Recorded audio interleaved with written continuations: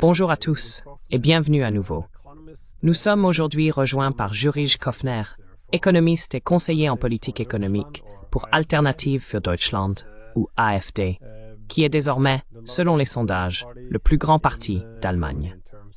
Donc, bienvenue à nouveau et félicitations pour vos succès politiques.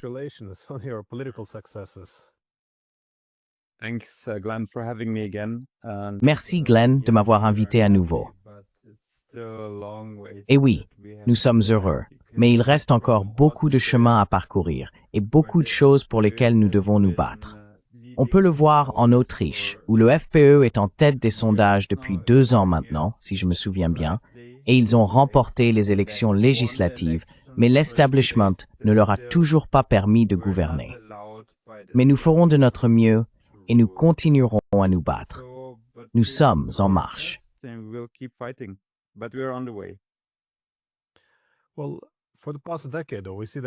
Eh bien, depuis une décennie, nous avons constaté que l'Europe traverse de très graves problèmes socio-économiques, ainsi que des problèmes de sécurité, qui se traduisent aujourd'hui par une crise de légitimité du système politique. Comme vous l'avez suggéré, essayer d'exclure le parti que les gens souhaitent réellement est bien sûr l'un de ces problèmes. Maintenant, votre parti politique, l'AfD, vous n'avez été fondé, si je ne me trompe pas, qu'en 2013. Pourtant, la semaine dernière, Politico a rapporté que l'AfD est désormais le parti le plus populaire du pays. Bien sûr, il le qualifie d'extrême droite, ce qui signifie qu'on ne peut rien dire de positif à son sujet. Pourtant, la réponse semble avoir été de criminaliser et peut-être même de chercher à interdire le parti.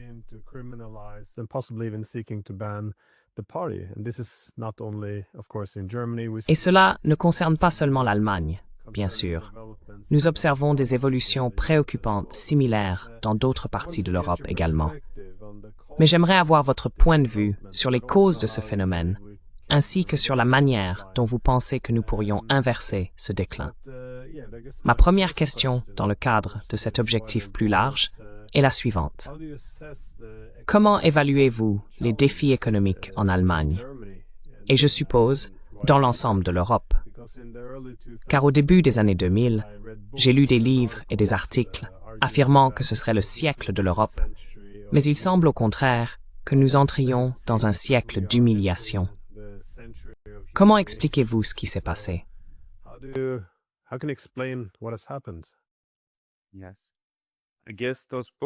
Je suppose que ces livres ont été influencés par Francis Fukuyama et ses réflexions sur la victoire du globalisme et du libéralisme, et que l'Europe, en tant que prétendu défenseur de ces valeurs, devrait dominer.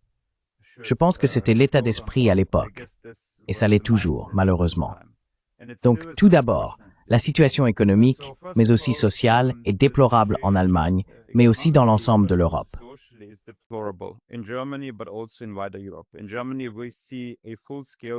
En Allemagne, nous assistons à une désindustrialisation à grande échelle qui, pour être tout à fait France, et je n'exagère pas, est encore plus drastique que ce que nous avons connu lors des bombardements de l'Allemagne pendant la Seconde Guerre mondiale.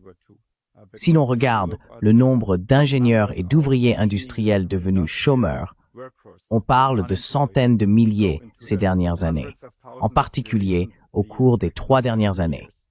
Si l'on considère le nombre de sites de production industrielle fermés, par exemple, la production industrielle est aujourd'hui inférieure de 25% ou plus à ce qu'elle devrait être, si l'on extrapole les tendances jusqu'en 2018 ou 2019. Si l'on observe le PIB allemand, par exemple, et qu'on extrapole également la tendance, nous avons connu une récession et une stagnation depuis 2019, et nous sommes aujourd'hui environ 20% en dessous de la tendance.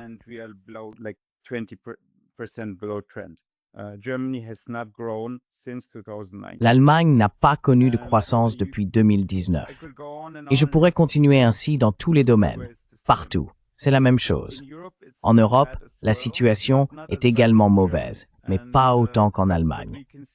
Mais ce que l'on constate pour l'Europe, c'est qu'elle n'a plus d'importance, ni politiquement, comme nous l'avons vu, ni géostratégiquement, comme l'a montré la récente rencontre entre Trump et Poutine en Alaska, et la façon dont les dirigeants européens, si l'on peut les appeler ainsi, ont été convoqués à Washington quelques jours plus tard. Ils se sont assis et ont pris des notes sur ce que Trump avait à leur dire au sujet de cette rencontre, ce qui est très symbolique. Et c'est l'image de l'ensemble de l'Union européenne, car l'Europe n'a pas su, l'Union européenne n'a pas su créer de grandes entreprises industrielles, technologiques ou numériques, comme les États-Unis l'ont fait.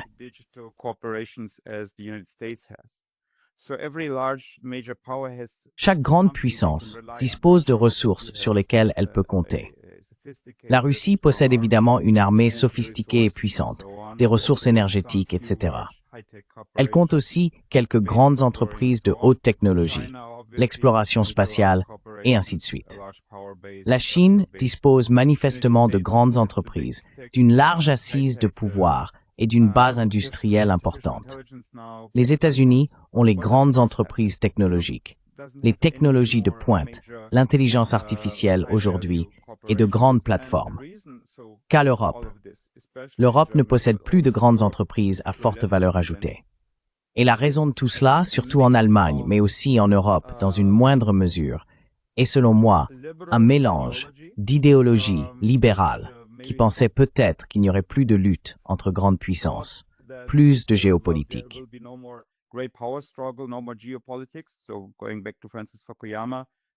Donc, pour revenir à Francis Fukuyama, si nous continuons simplement à faire semblant qu'il n'y a pas de véritable politique, pas de véritable politique publique, alors tout ira bien. Et puis bien sûr, il y a aussi, dans une mesure encore plus grande, cette impulsion idéologique vers une économie verte qui repose, je suppose, en partie sur une mentalité de tour d'ivoire. Si vous êtes déjà allé à la Commission européenne ou au Parlement européen, vous voyez ce que je veux dire.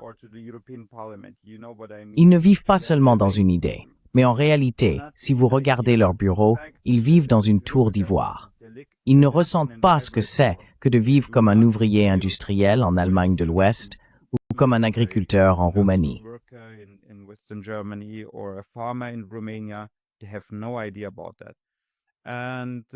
Ils n'ont aucune idée de cela. Et puis, cette volonté idéologique de la gauche libérale de transformer l'économie, c'est une idéologie néo-marxiste, une nouvelle feuille de route. Ils pensent qu'ils doivent sauver le climat, quoi que cela veuille dire. Ils doivent sauver la planète à tout prix. Et le prix, évidemment, c'est la puissance économique européenne ou ce qu'il en restait, la production industrielle, etc. Et bien sûr, un coup majeur a été porté à l'économie européenne, à la stabilité et aux sociétés européennes par l'immigration de masse. Cela est aggravé par le fait que nous avons assisté à une crise de la natalité ces dernières années. Ainsi, les Européens autochtones, natifs, sont littéralement en train de disparaître.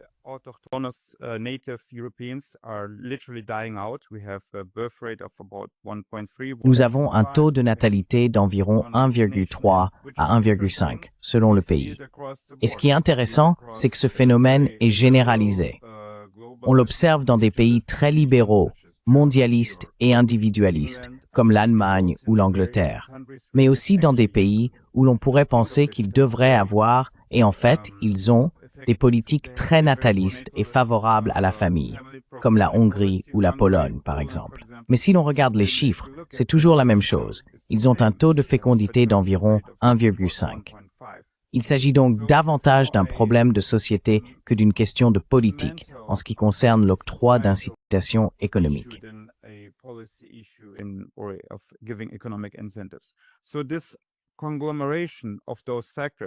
Donc, cette combinaison de facteurs ressemble à une tempête parfaite pour l'Union européenne.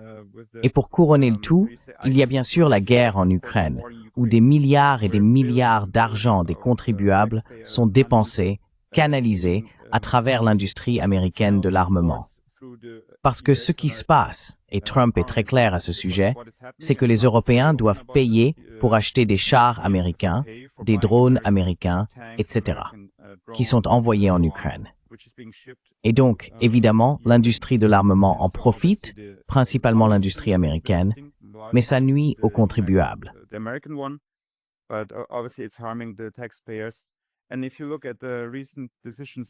Et si vous regardez les décisions récentes prises par la Commission européenne, par exemple, 850 milliards d'euros pour ce qui était appelé « réarmer l'Europe », qu'ils ont maintenant renommé « Europe résiliente », si je ne me trompe pas, parce que l'Union européenne est experte pour donner de beaux noms à de mauvaises choses, à des choses terribles.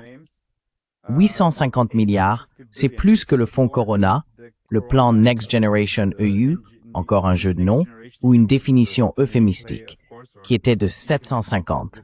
Maintenant, c'est d'environ 810 milliards. Mais ce que je veux dire, c'est qu'il n'est pas possible de supporter tous ces coûts. Donc ma prédiction est que dans le futur, nous verrons d'importants changements dans la politique européenne et peut-être même une dissolution de l'Union européenne.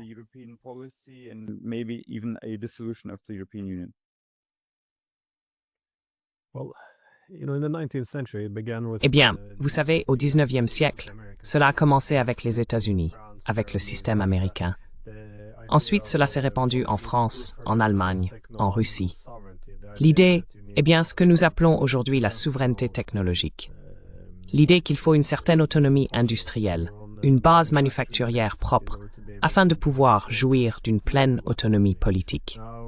De nos jours, comme vous l'avez suggéré, c'est la numérisation des industries qui est très importante. Maintenant, on voit en Allemagne qu'il est assez logique que l'industrie lourde, très consommatrice d'énergie, ait des difficultés, de l'infrastructure à la main-d'œuvre qualifiée, en passant par le coût du travail.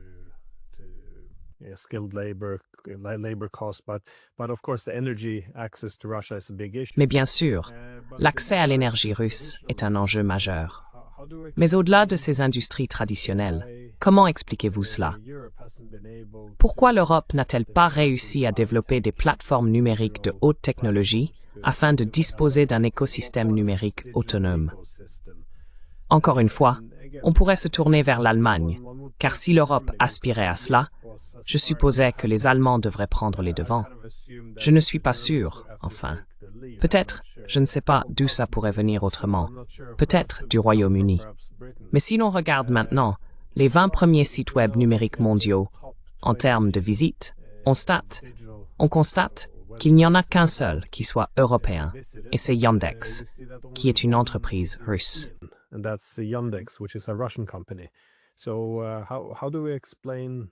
Alors, comment expliquer cela? L'échec de l'Europe à réellement se digitaliser et à atteindre une certaine souveraineté numérique.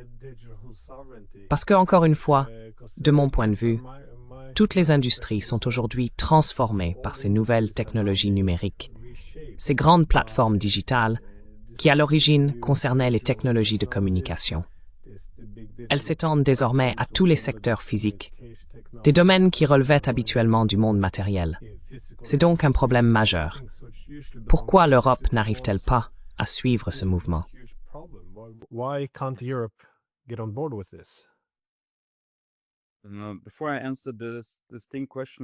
Avant de répondre à cette question précise, permettez-moi de revenir un instant en arrière, car je pense que vous avez abordé un point très important ici. Je crois que l'avenir sera déterminé par 3 facteurs.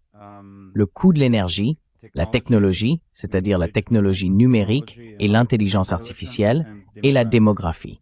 Et l'Allemagne ou l'Europe a perdu sur ces 3 plans. Si l'on regarde l'énergie, depuis les années 1970, le gaz russe bon marché était l'un des piliers de la croissance industrielle allemande et, dans une plus large mesure, de l'Union européenne. Aujourd'hui, nous nous sommes coupés nous-mêmes par nos propres actions à travers les sanctions européennes. Et l'Allemagne? Peut-être une anecdote intéressante à ce sujet.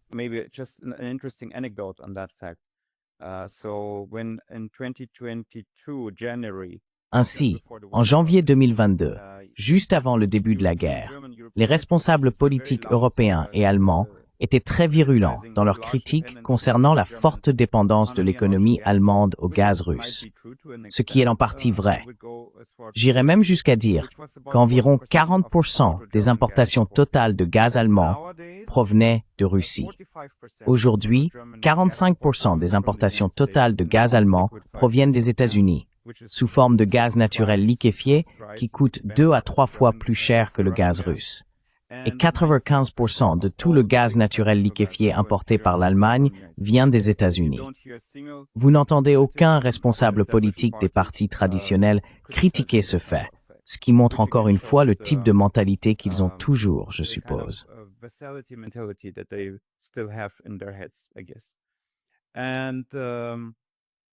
Ainsi, l'Allemagne a l'un des coûts énergétiques les plus élevés au monde, et c'est l'une des principales raisons pour lesquelles nous nous désindustrialisons. Il n'est tout simplement plus logique de produire en Allemagne. Et les droits de douane, désormais imposés par Trump, à hauteur de 15%, ne font qu'ajouter une difficulté supplémentaire. Mais ils ne sont pas le facteur principal. Les principaux facteurs sont, par exemple, le coût élevé de l'énergie, la fiscalité importante et le manque de main-d'œuvre qualifiée. Concernant les plateformes numériques, les entreprises du numérique, l'IA, etc., je pense encore une fois qu'il n'y a pas un seul facteur à blâmer pour expliquer pourquoi l'Europe a pris du retard ou n'a rien produit de significatif.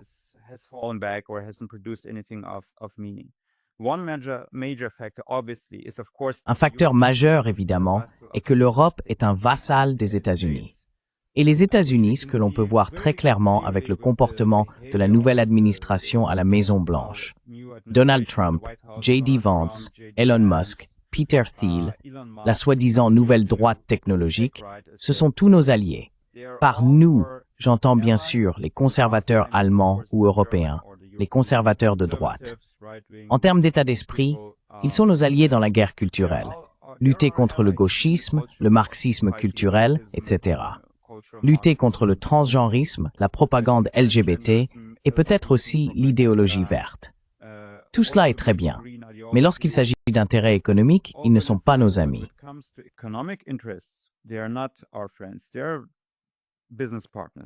Ils sont partenaires commerciaux. Ils poursuivent leurs propres intérêts nationaux. Et on peut le voir avec les grandes entreprises technologiques, par exemple, lorsque l'Union européenne a introduit ou prévoit d'introduire deux grandes lois numériques, le Digital Markets Act et AI Act de l'UE. Dans le cadre des négociations entre Trump et Ursula von der Leyen sur cet accord tarifaire, il y a eu des discussions en cours sur l'exemption des entreprises technologiques américaines, les grandes entreprises, les grandes plateformes, de toutes ces réglementations. Donc lorsqu'on se retrouve dans une situation où 95% de toutes les plateformes numériques, de tous les services numériques utilisés par les Européens sont des plateformes américaines, exempter ces plateformes de toutes ces réglementations signifie que ces réglementations n'ont plus aucun sens.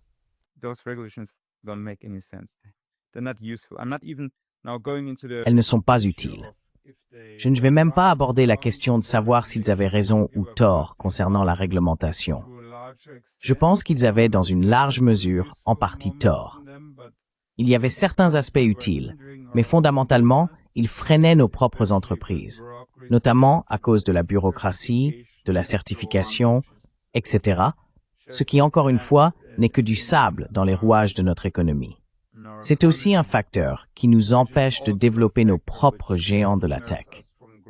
Mais il y a également un autre facteur majeur, la vassalisation de l'Europe vis-à-vis des États-Unis, et le fait que les Américains ne nous permettent pas d'avoir nos propres grandes entreprises technologiques.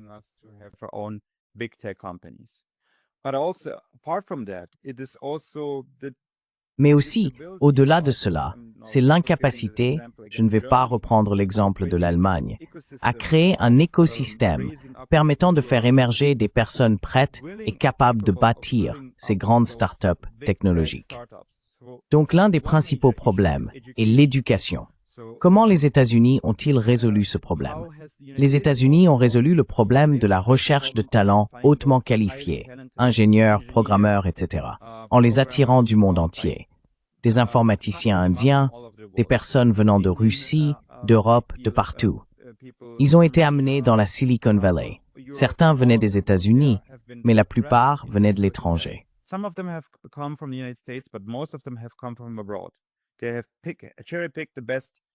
Ils ont sélectionné les meilleurs ingénieurs, et ainsi de suite. L'Allemagne, par exemple. Si vous allez dans une école allemande, lorsque vous avez un cours d'informatique, vous avez effectivement des cours d'informatique. Mais ce que vous apprenez, c'est comment faire une présentation PowerPoint, ce qui est dépassé. C'est du siècle dernier, en fait. Et chaque jeune, s'il veut faire une présentation PowerPoint, découvrira très vite comment s'y prendre. Ils seront en réalité plus efficaces pour utiliser certaines applications TikTok et pour apprendre à monter des vidéos que pour réaliser des présentations PowerPoint. Ce qu'il faut, évidemment, c'est intégrer des cours de programmation dans l'éducation pour apprendre un langage de programmation comme Python ou C++ ou quelque chose de ce genre.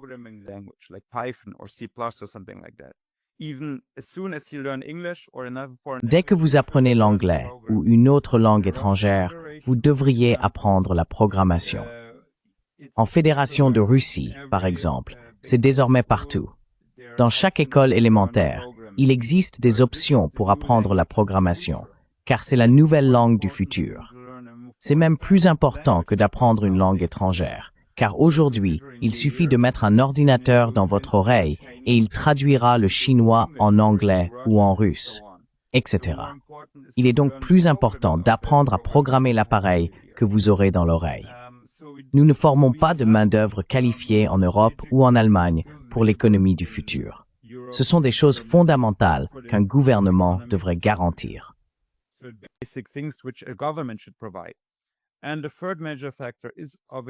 Et le troisième facteur majeur est évidemment tout ce qui l'entoure. En dehors de cela, il y a des impôts élevés et une forte bureaucratie. On ne retrouve pas cela ailleurs. Je l'ai déjà dit. Il y a des coûts énergétiques élevés. Comment peut-on avoir des entreprises de haute technologie en intelligence artificielle en Allemagne si le prix de l'électricité est d'environ 50 centimes par kilowattheure? On ne peut pas avoir les centres de programmation. On ne peut pas avoir les services cloud situés en Allemagne, car c'est tout simplement trop cher. Par exemple, ils ont maintenant introduit en 2023 une soi-disant loi sur l'efficacité énergétique en Allemagne. Les Allemands aiment toujours introduire les réglementations européennes avant même l'Union européenne elle-même.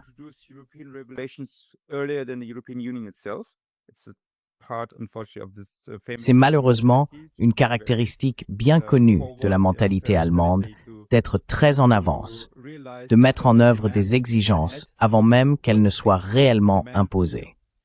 L'Union européenne introduira cette réglementation dans quelques années, mais l'Allemagne l'applique déjà. Et dans le cadre de cette réglementation, les centres de programmation numérique doivent désormais être écologiques, respectueux du climat, ce qui fait évidemment doubler les coûts. Ainsi, aucune grande entreprise technologique censée ne construirait un tel centre de programmation en Allemagne. Elles le feront aux États-Unis ou dans tout autre pays où l'électricité est bon marché. Donc, une fois de plus, l'accumulation de tous ces facteurs empêche l'économie allemande ou européenne de créer des start-up, des licornes et, à l'avenir, de grandes entreprises technologiques.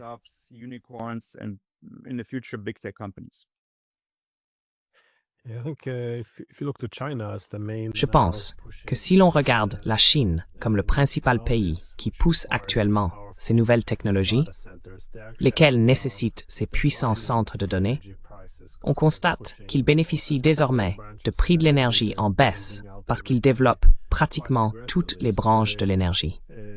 Ils construisent tout de manière très agressive. Ils auront donc un énorme avantage compétitif, non seulement sur les Européens, mais aussi sur les Américains. Vous avez évoqué ce que les gouvernements peuvent faire. J'aime souvent prendre l'exemple de la Corée du Sud, car jusqu'aux années 1960, ils formaient et éduquaient toujours des gens. Mais les meilleurs partaient toujours travailler aux États-Unis. Ils formaient donc des travailleurs qualifiés pour les Américains. Mais ce que le gouvernement pouvait faire, c'était aider à construire des plateformes nationales, pas numériques, mais des plateformes pour absorber les ouvriers électriciens, les différents ingénieurs dans des entreprises nationales, un peu comme le faisaient les Japonais. C'est ainsi qu'un pays pouvait s'assurer de construire sa propre souveraineté technologique et éviter que tous les meilleurs ne partent simplement aux États-Unis.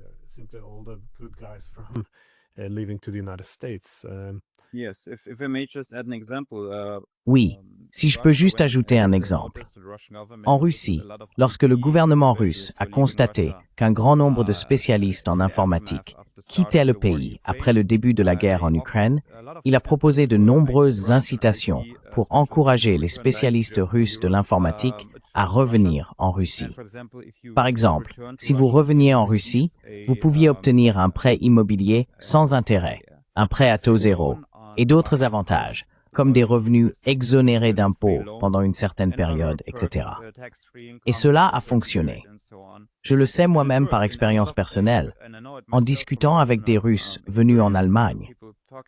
Ils avaient cette image de l'Allemagne telle qu'on la leur avait décrite dans les années 90, qui était alors un pays très attractif. Et puis ils voient l'immigration massive. Ils voient tout se détériorer.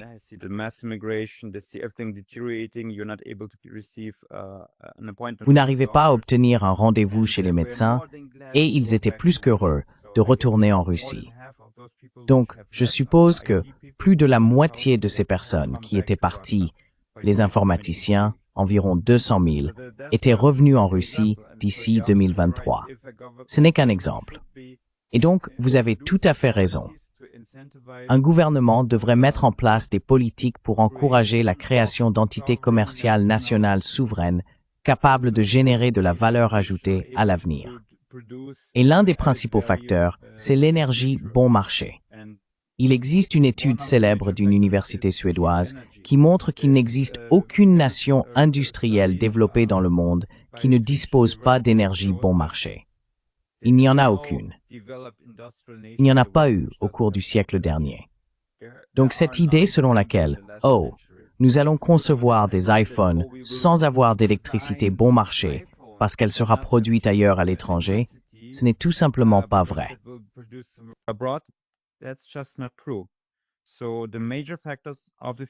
Ainsi, les principaux facteurs de l'économie future sont l'énergie, la technologie, l'intelligence artificielle et bien sûr la démographie de la main-d'œuvre qualifiée.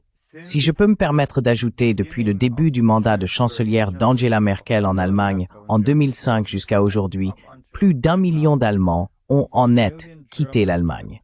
Il y a donc eu une émigration nette d'1 million d'Allemands. Et selon les données que j'ai consultées, 85% d'entre eux sont des travailleurs hautement qualifiés, en âge de travailler. Et ils partent parce qu'ils en ont tout simplement assez. Ils savent qu'ils gagneront un revenu net plus élevé à l'étranger, en Suisse ou même au Royaume-Uni ou aux États-Unis. Beaucoup d'entre eux vont même en Hongrie et en Russie. Et ils savent qu'ils ne seront pas confrontés aux problèmes que nous connaissons actuellement en Allemagne, comme l'insécurité dans les rues, les politiques anti-famille, etc. Donc tous ces facteurs réunis nous rendent non compétitifs.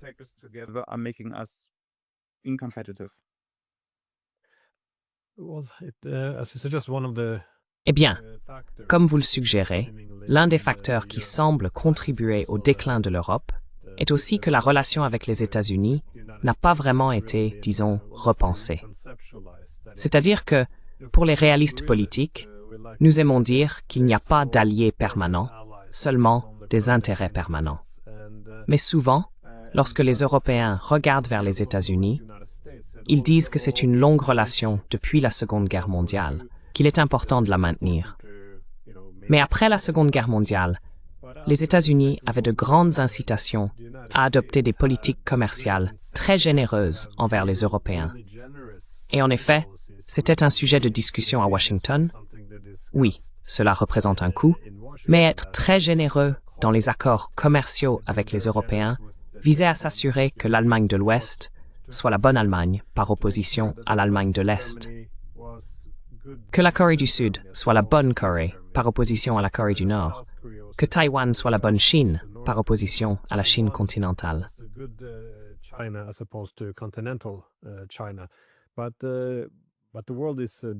Mais le monde a changé. Ils n'ont plus la même capacité. Maintenant que le monde devient plus multipolaire, vous voyez, les États-Unis ont moins à offrir aux Européens. Et ils exigent davantage parce qu'ils demandent de la loyauté. Ne commercez pas avec les Russes, les Chinois. Pourquoi ne vous en prenez-vous pas aux Indiens? Rejoignez aussi nos sanctions contre les Iraniens. Donc ils exigent plus et offrent moins. Mais, même si les Européens semblent aujourd'hui lutter pour obtenir l'affection de Washington, Washington ne veut même plus être en Europe. Ils disent très ouvertement, « Notre priorité est désormais de nous tourner vers l'Asie. » Pourtant, j'ai remarqué que dans d'autres parties du monde, que ce soit au Japon ou en Corée du Sud, on discute désormais ouvertement. Nous sommes devenus trop dépendants des États-Unis.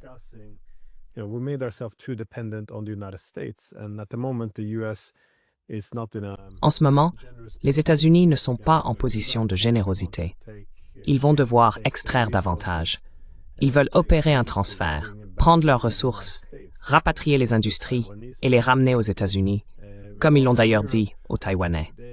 Pendant ce temps, en Europe, on essaie encore de gagner l'affection des Américains en appelant Trump « Papa ».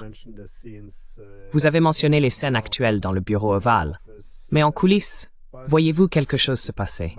Y a-t-il une quelconque résistance?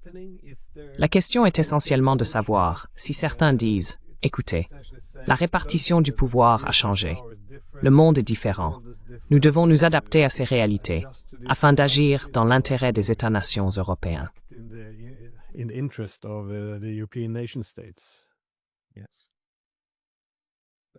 Oui, donc oui, en effet, ce que j'observe lorsque j'écoute les débats, que ce soit au Bundestag, au niveau fédéral ou au niveau régional en Bavière, où il y a également des conseils sur la politique économique, c'est quelque chose de très étonnant d'après mon expérience. Ce qui s'est passé, c'est que des politiciens de la CDU et de la CSU, les partis conservateurs, ou appelons-les conservateurs seulement de nom, qui ont toujours été très atlantistes et ont toujours saisi chaque occasion pour nous traiter de poutinistes, de collaborateurs chinois et tout ce que vous voulez. Parce que nous, en tant que Althüter et les Huggers, je crois qu'on les appelle ainsi. Oui, en effet.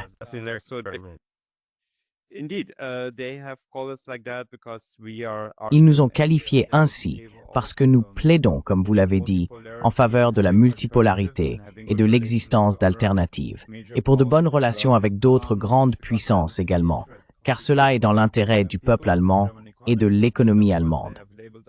Et bien sûr, ils nous ont traités de traîtres, et ainsi de suite, ce qui est tout simplement absurde, car nous sommes en réalité le parti le plus patriotique.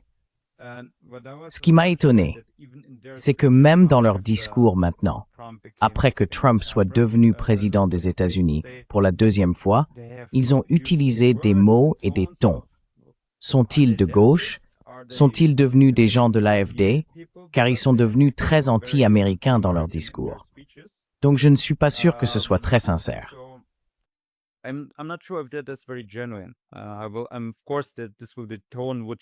Bien sûr, le ton changerait très rapidement si les démocrates revenaient au pouvoir à Washington. Mais je pense qu'il y a eu un petit changement. Quelque chose s'est fissuré dans l'esprit de beaucoup de ces personnes qui ont été élevées dans une culture très transatlantique. Il ne faut pas oublier que si l'on regarde tous les grands médias en Allemagne, toutes les grandes entreprises, tous les partis établis, tous les dirigeants de ces groupes.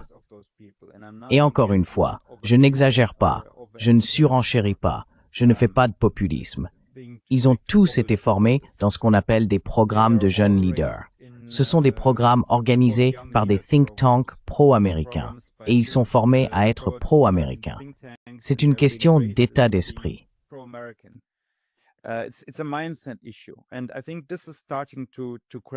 Et je pense que ça commence à se fissurer un peu en Allemagne et en Europe.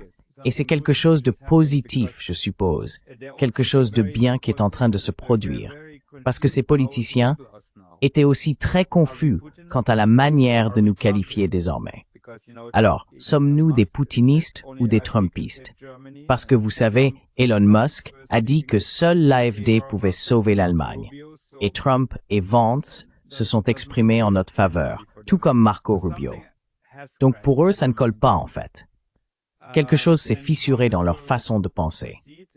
Comment ça va évoluer? Si cette graine dans leur esprit va germer, je l'espère au moins, afin que ça puisse servir de base à une nouvelle génération qui sera davantage orienté vers les intérêts nationaux ou européens.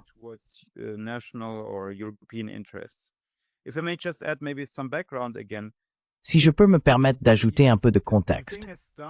En fait, Donald Trump soutient à juste titre que depuis les années 1980, les droits de douane ont favorisé l'Union européenne ou la communauté européenne.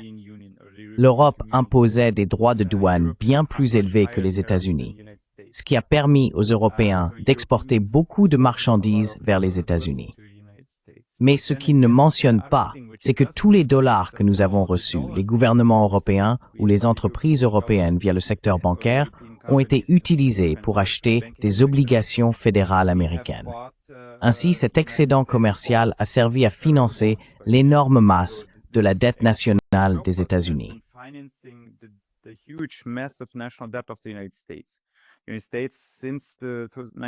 Les États-Unis, depuis les années 1980 et même avant, ont pu exporter l'inflation et la dette parce que nous avons recyclé tous leurs bons du Trésor fédéraux. Et le fait est que maintenant, ce qui se passe, comme vous l'avez justement dit, c'est que les États-Unis ne peuvent plus se le permettre parce qu'ils ont vécu dans cette structure qu'ils ont dû mettre en place. Dette publique, mondialisation, production à l'étranger, mais avec toute la valeur rapatriée aux États-Unis. Cette politique est aujourd'hui brisée, surtout si l'on regarde des villes comme Detroit ou des États comme l'Ohio, d'où vient J.D. Vance. Ils veulent ramener l'industrie dans ces régions parce que la population y est brisée par l'alcoolisme, par la drogue, à cause de cette politique d'externalisation mondialiste.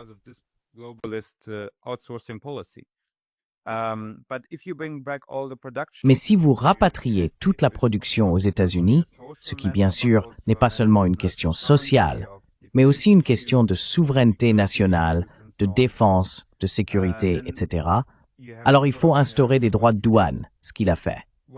Mais alors, que font les Européens? Ils exportent moins vers les États-Unis, mais ils sont aussi moins capables d'acheter des titres américains. Et alors, qui financera la dette américaine? C'est un problème majeur pour Trump aujourd'hui. Et si vous avez lu les économistes qui conseillent Donald Trump, un économiste célèbre, Stephen Moore, son principal conseiller économique par exemple, ils ont exposé leur plan il y a déjà quelque temps. Enfin, pas il y a si longtemps, le 24 novembre.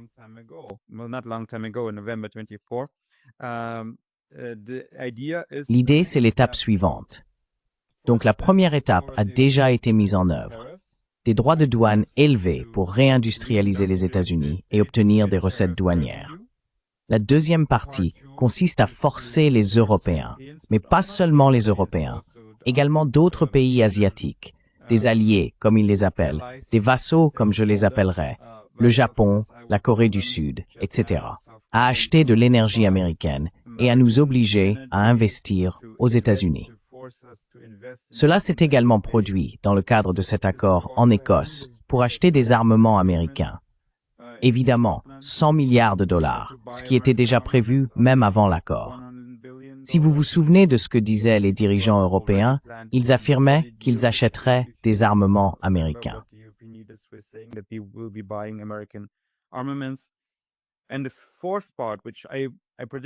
Et la quatrième partie que je prédis pour un avenir proche est ce que Stephen Moore a décrit dans son article, le soi-disant accord de Mar-a-Lago. Il n'existe pas encore, mais il entrera probablement en vigueur.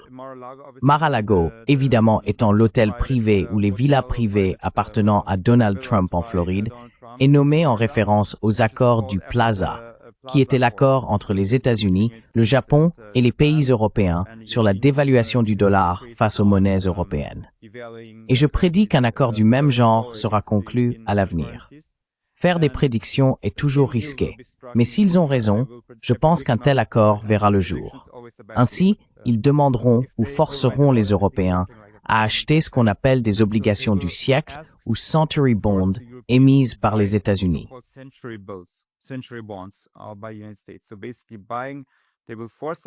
Donc, en gros, ils vont nous obliger à acheter des obligations américaines. Mais celles-ci ne seront remboursées ni dans 3 ans, ni dans 10 ans, mais dans 100 ans. C'est pour cela qu'on les appelle des obligations du siècle. S'ils y parviennent, ils auront atteint une polyvalence totale, car nous achetons des produits américains, nous payons des droits de douane élevés, nous achetons des armements américains, nous achetons de l'énergie américaine, nous investissons aux États-Unis et nous finançons la dette publique qui sera peut-être remboursée dans 100 ans. Nous n'en savons rien. Nous en sommes conscients. C'est donc une polyvalence absolue, et je pense que de manière aussi complète et sous cette forme, nous ne l'avons encore jamais vue dans l'histoire. Nous verrons bien, mais je pense que cela va arriver. Nous verrons ce type d'accord dans un avenir proche.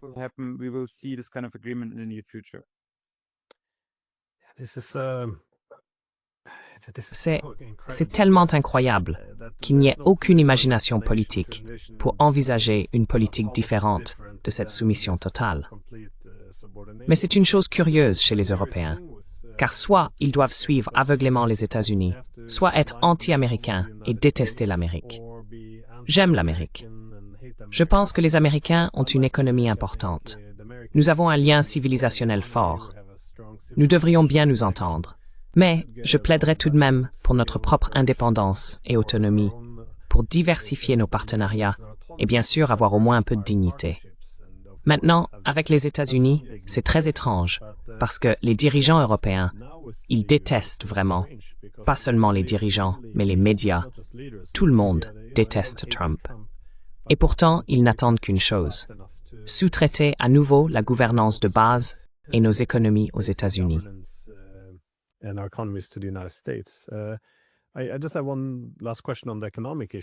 J'ai juste une dernière question sur la question économique. Le chancelier Merz a récemment exprimé le souhait que l'Allemagne devienne un leader militaire en Europe. Il a également lié cela à la croissance économique, une forme de keynésianisme militaire. Donc, au lieu de fabriquer des voitures et de l'industrie lourde, construisons simplement des armes à la place. Cela, en théorie, devrait permettre de faire face à la confrontation avec la Russie, mais aussi de reconstruire les industries allemandes. Cela dit, maintenant que toutes les armes sont achetées aux États-Unis, qu'advient-il de ces énormes plans de dépenses de Merz et de ces objectifs de construction d'une puissante industrie militaire européenne ou allemande?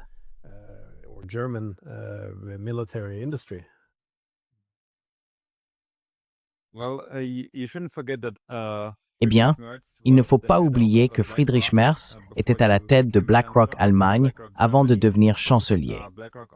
BlackRock, évidemment, est l'une des plus grandes sociétés financières au monde, avec une valeur nette supérieure au PIB de nombreux pays. BlackRock détient environ 12% du DAX, les entreprises cotées à la bourse allemande, les 40 plus grandes entreprises allemandes, avec Vanguard Group et d'autres fonds américains. Il possède, selon la manière dont on compte, entre 40 et 60% des plus grandes entreprises allemandes. C'est donc un autre aspect de notre statut de vassal des États-Unis. Et ce que l'on constate en Allemagne, au lieu de s'attaquer aux véritables enjeux pour générer de la croissance gouvernementale, et ils sont assez simples pour être honnête, c'est d'avoir de l'énergie bon marché, d'arrêter la transition énergétique, de revenir au nucléaire, d'avoir du gaz bon marché, Remendrissy ou d'autres.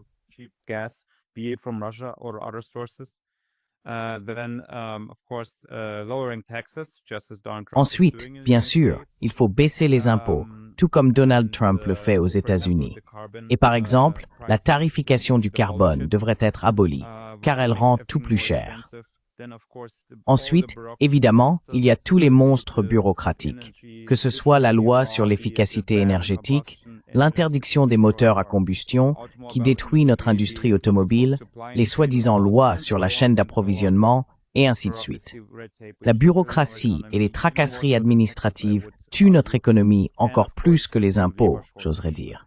Et bien sûr, il y a la pénurie de main-d'œuvre qualifiée, avec une immigration massive de travailleurs non qualifiés et un système éducatif misérable en soi. Les jeunes, nos enfants, n'apprennent plus rien de valeur. Pas de STEM, sciences, technologie, ingénierie, mathématiques, et ainsi de suite. Tous ces facteurs réunis tuent notre économie, tuent notre croissance économique et ne nous permettent pas de progresser.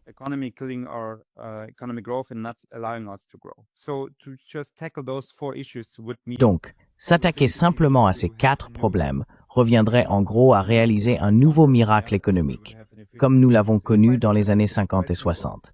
C'est assez simple. Mais au lieu de faire cela, ils ne font que ce qui les intéresse. Je ne sais pas si c'est purement idéologique. Je ne dirais pas cela. C'est en partie idéologique, du keynésianisme. Une mentalité de gauche, selon laquelle chaque problème doit être résolu en y injectant des tonnes et des tonnes d'argent. La transition écologique, l'armement financé par une dette colossale. Donc si vous avez suivi un peu les débats en Allemagne, il y a eu en fait un coup d'État financier en Allemagne, parce que le chancelier, même avant les élections, dans les toutes dernières secondes du dernier gouvernement, a organisé une majorité au Parlement allemand, et non pas en année mouvement, qui n'était déjà plus élu. Ensuite, le nouveau Parlement a été élu.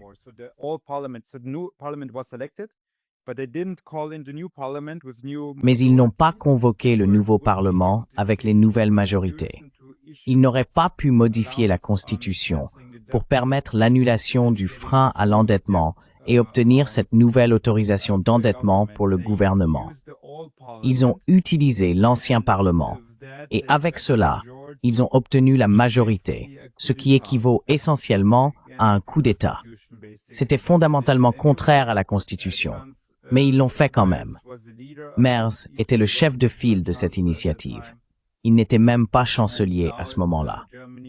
Et maintenant, l'Allemagne a émis une nouvelle dette de 850 milliards d'euros, ce qui représente plus de dettes en une seule année, ou en gros sur les 4 prochaines années, que ce que nous avions accumulé depuis la fondation de la République fédérale d'Allemagne en 1949. Imaginez simplement l'ampleur de la dette que nous contractons aujourd'hui. Donc, après tout cela, qui va en bénéficier? Et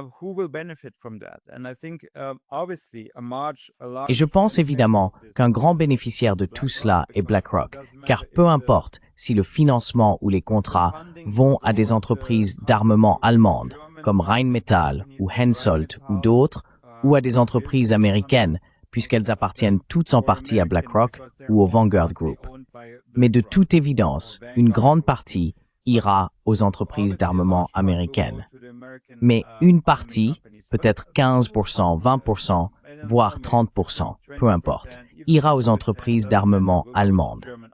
Et alors elles auront de nouveaux contrats et de nouveaux financements. Nous le voyons, et il est très tragicomique d'observer ce genre de cycle dans notre histoire, car Porsche, qui fabrique de très belles voitures, une entreprise très célèbre, a en réalité commencé par fabriquer des chars d'assaut.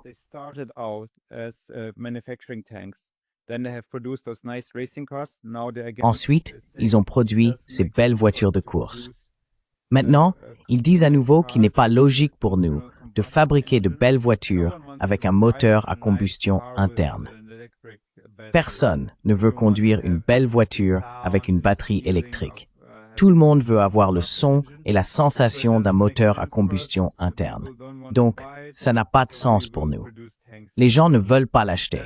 Alors, nous allons recommencer à produire des chars. C'est essentiellement ce qu'ils ont déclaré récemment dans leur nouveau communiqué.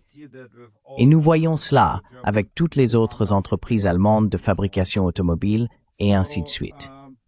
Donc c'est très triste. Et je ne suis pas en mesure de vous dire où cela va nous mener.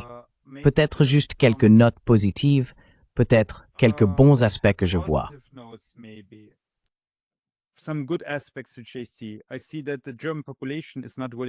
Je constate que la population allemande n'est pas disposée à faire la guerre. Donc s'ils essaient d'envoyer, comme Merz l'a récemment déclaré, des soldats allemands en Ukraine, la majorité de la population allemande est contre l'envoi de troupes allemandes à l'étranger, surtout en Ukraine. Nous ne voulons pas de guerre avec la Russie. Et aussi, peut-être malheureusement, un facteur limitant pour le réarmement en Allemagne est que, comme je l'ai dit, oui, on peut injecter des milliards et des milliards d'euros dans l'industrie allemande de l'armement naissante et renaissante. Mais ils ne seront toujours pas capables de produire correctement en raison des coûts énergétiques élevés, de la bureaucratie, des impôts élevés et d'une pénurie de main-d'œuvre qualifiée. You know, you can't have Syrians and Afghans working in On ne peut pas avoir des Syriens et des Afghans travaillant dans de grandes usines de chars et d'autres usines. C'est tout simplement impossible avec les coûts d'électricité et de gaz les plus élevés au monde. Donc, cela pourrait freiner le réarmement de l'Allemagne. Et espérons-le, d'ici 2029, lors des prochaines élections, ou même avant, nous aurons ce lourd fardeau de taxes, de dettes et de coûts énergétiques. L'absurdité totale de la situation poussera les Allemands à voter pour un gouvernement AfD. Et alors, nous pourrons, espérons-le, mettre fin à cette folie.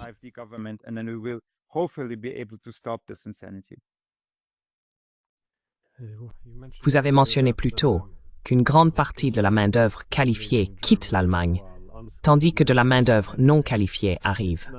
Cela fait maintenant 10 ans qu'Angela Merkel a dit « Vous savez, wir schaffen das ». Je m'excuse pour mon mauvais allemand. Mais oui, nous pouvons le faire. Donc nous pouvons gérer cela, vous savez, ce million de personnes arrivant dans le pays. Mais j'imagine qu'avec le recul, si l'Allemagne avait réussi, elle proclamerait aujourd'hui son succès. Est-ce que certaines de ces idées, affirmations ou politiques sont en train d'être mises en question?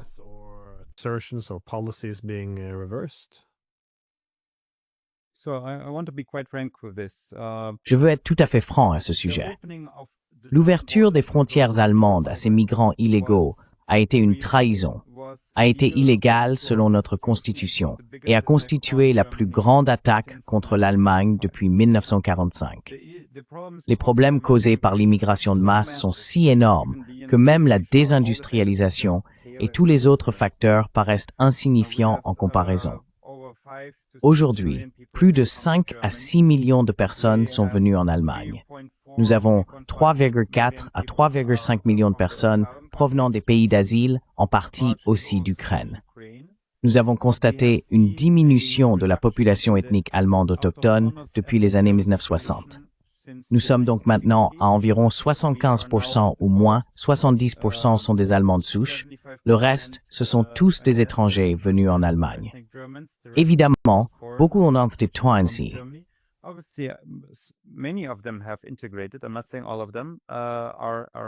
Je ne dis pas qu'aucun d'entre eux ne s'est intégré. Certains sont devenus allemands. Évidemment, s'ils sont culturellement plus proches de nous, s'il s'agit d'Européens ou d'Américains, ils se sont bien intégrés et ils paient des impôts.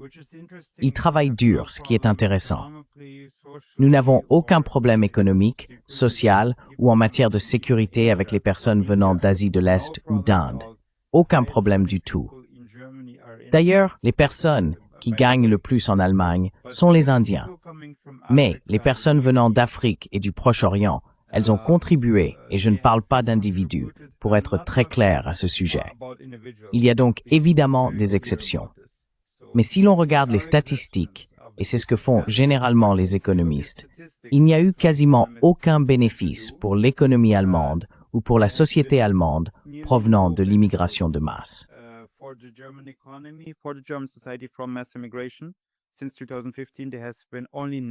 Depuis 2015, il n'y a eu que des coûts nets. Et nous comptons sur l'idée que ces personnes vont résoudre le problème de la pénurie de main-d'œuvre qualifiée, qu'elles vont payer les retraites des Allemands qui vieillissent et qu'il y aura un essor pour notre économie. Donc, pour passer rapidement en revue tout cela, étape par étape, et voir ce qui se passe réellement. En 2014, j'ai vu cela.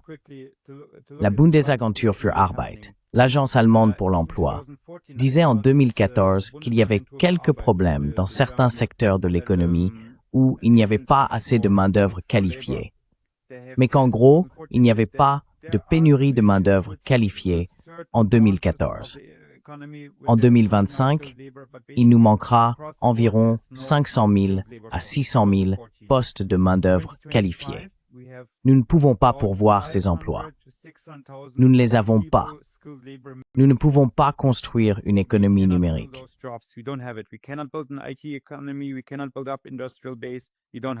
Nous ne pouvons pas renforcer notre base industrielle. Nous n'avons tout simplement pas ces personnes, car elles ont quitté l'Allemagne. Le plus souvent, il s'agit d'Allemands de souche qui ont quitté le pays. Plus d'1 million de personnes sont parties. Si elles étaient restées, nous n'aurions pas ce problème. À la place, nous avons maintenant le programme de sécurité sociale, le soi-disant Bürgergeld. Vous recevez 460 € par mois et par personne. Et votre loyer est également pris en charge par l'État. Selon les statistiques, 50% de tout l'argent versé va à des étrangers, alors que les étrangers ne représentent que 14% de la population. 14% de la population sont des étrangers, mais 50% perçoivent la sécurité sociale.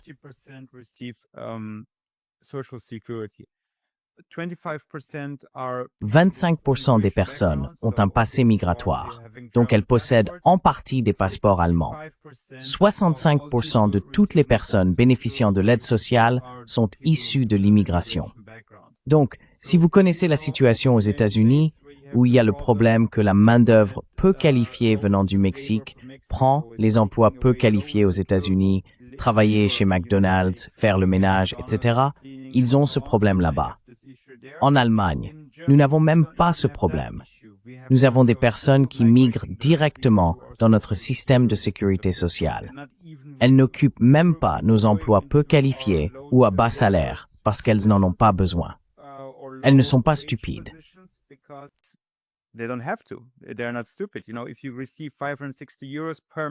Si vous recevez 560 € par mois, et par enfant aussi 500 €, et que votre loyer ainsi que vos factures d'électricité sont payées, pourquoi devriez-vous travailler? Cela n'a aucun sens.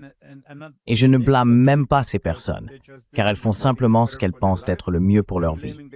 Je blâme le gouvernement, qui a permis tout cela. Et évidemment, nous n'avons pas résolu notre problème de retraite. Les contribuables allemands versent désormais plus de 100 milliards d'euros chaque année dans le système de retraite pour le maintenir à flot à partir des impôts, en plus des cotisations sociales et des paiements de retraite que vous effectuez sur votre salaire, ce qui représente déjà 20%. En plus de cela.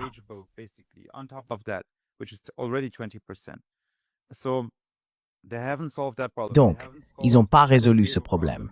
Ils n'ont pas résolu le problème de la main-d'œuvre qualifiée. Ils n'ont contribué en rien. Et cela ne parle même pas des milliers et des milliers de cas. C'est très triste à évoquer. C'est difficile pour moi d'en parler. D'enfants en bas âge violés, de femmes violées, de personnes attaquées au couteau dans les villes allemandes. C'est quelque chose qu'on ne peut pas mettre en balance avec quelques bénéfices économiques que ce soit que nous pourrions en tirer. C'est pourquoi je dis que cela a été la plus grande attaque contre l'Allemagne depuis 1945. Et cette Verschaffung a été une trahison absolue des intérêts allemands, une trahison contre le peuple allemand.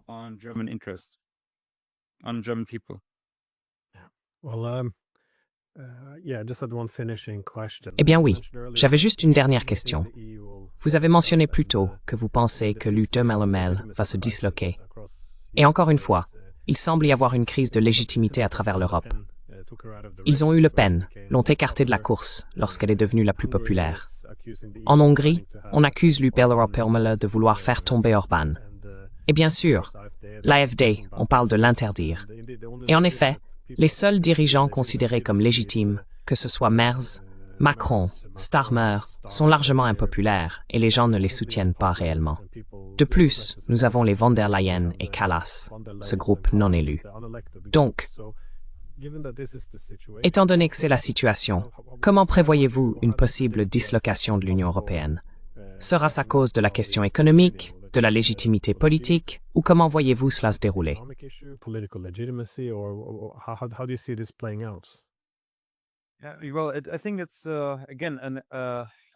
Eh bien, je pense que c'est encore une fois une combinaison de tous ces facteurs. En grande partie, cela se décidera dans le portefeuille des gens et sur leur compte bancaire. Car ce que nous voyons actuellement en Allemagne n'est qu'un prélude à ce que nous verrons à l'avenir. Par exemple, en 2027, le prix du carbone va augmenter. La taxe carbone sur l'essence et le chauffage va s'accroître. Alors qu'elle est actuellement à 55 € par tonne de carbone, elle passera à 245 € par tonne de carbone, donc multipliée par plusieurs fois. Et il s'agit d'une prévision consensuelle de 7 instituts de recherche en raison du passage de la tarification nationale du carbone au système européen de tarification du carbone.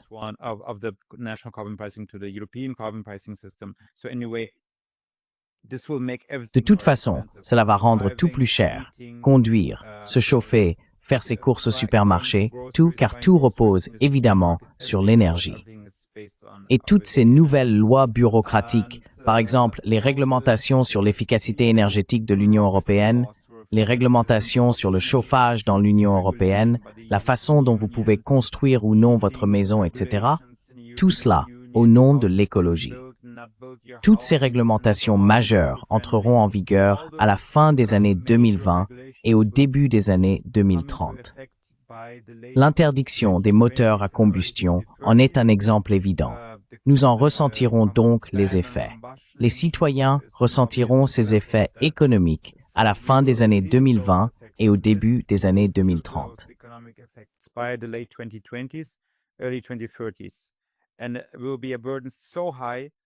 Et ce fardeau sera si lourd qu'il posera problème. De plus, la nouvelle dette contractée devra également être remboursée. Le fonds Corona devra aussi être remboursé d'ici 2028. Tout cela aura un impact économique ressenti par les citoyens européens. La désindustrialisation aura bien sûr des répercussions pour tout le monde. Lorsqu'un ouvrier industriel gagne son salaire, il ne le fait pas seulement pour lui et sa famille. Il paie ses courses, va à la boulangerie, possède une voiture, etc. Cela aura donc un effet de ruissellement sur l'ensemble de l'économie pour chaque ouvrier industriel que nous avons. En Allemagne, nous perdons chaque année des centaines de milliers d'emplois industriels.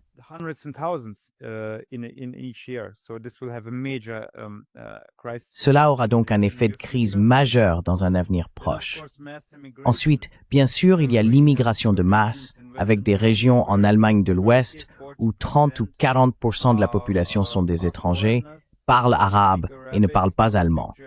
Cela aura des conséquences importantes sur la population et sur la prise de conscience. Et puis, troisièmement, il y a évidemment cette disparition de la légitimité. Parce que vous savez, une chose est, lorsque les élites européennes et les médias européens critiquent Poutine ou Xi Jinping pour être des autocrates, etc., car cela restait quelque chose de lointain. Beaucoup de gens ne sont jamais allés en Chine, jamais allés en Russie, ou peut-être seulement en Russie dans les années 1990, ou à l'époque de l'Union soviétique, peut-être. Ils n'ont rien vu d'autre que la Russie.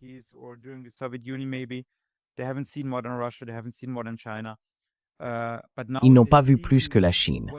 Mais maintenant, ils se rendent compte qu'on leur ment, que ce soit par les médias ou par les politiciens établis, et ils voient que ce qu'on leur raconte n'a pas de sens par rapport à ce qu'ils constatent dans la vie réelle. On leur dit donc, l'AfD, ce sont tous des nazis. Ce sont tous des antidémocrates. Ils veulent faire un coup d'État. Et puis vous savez, 26% des gens, donc plus d'un quart de la population, votent désormais pour l'AfD. Et tout le monde connaît déjà quelqu'un qui a voté pour l'AfD. Et ils se disent, « Eh, mais je le connais depuis 30 ans, ce n'est pas un nazi. » Donc ça ne colle pas non plus. Le Covid a été un sujet majeur pour réveiller beaucoup de gens qui ne faisaient pas partie de cette renaissance, qui n'étaient ni de droite ni conservateurs. Beaucoup de gens se sont réveillés grâce au Covid.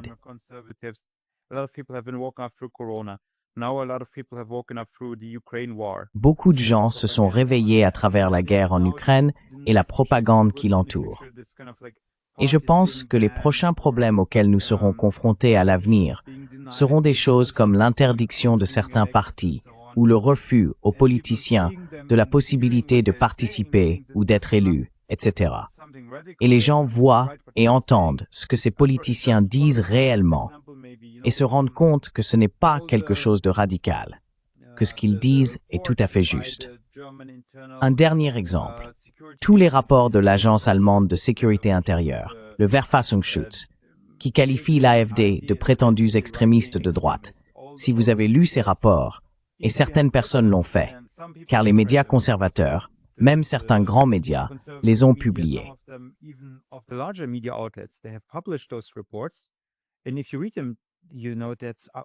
Et si vous les lisez, vous savez que c'est absolument risible, parce qu'en les lisant, vous vous dites, eh bien, ce qu'ils disent est absolument vrai.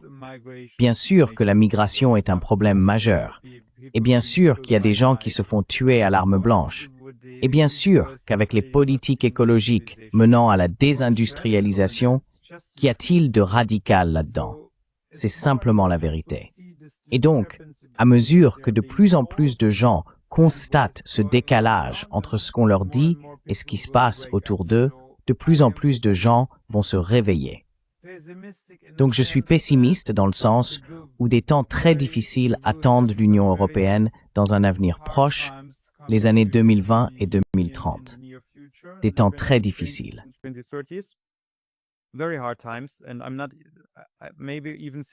Et peut-être même une guerre civile, malheureusement. De nombreux chercheurs prédisent cela. Mais il y a aussi une chance de renouveau, car beaucoup de gens finiront par se réveiller.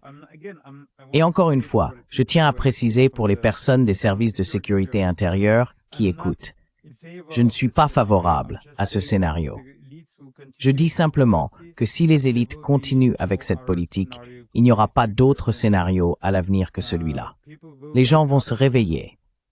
Et j'espère que nous aurons une transition pacifique vers une nouvelle communauté européenne si la majorité des gouvernements en Europe sont conservateurs de droite et sont capables de mettre en œuvre une réforme de la communauté européenne.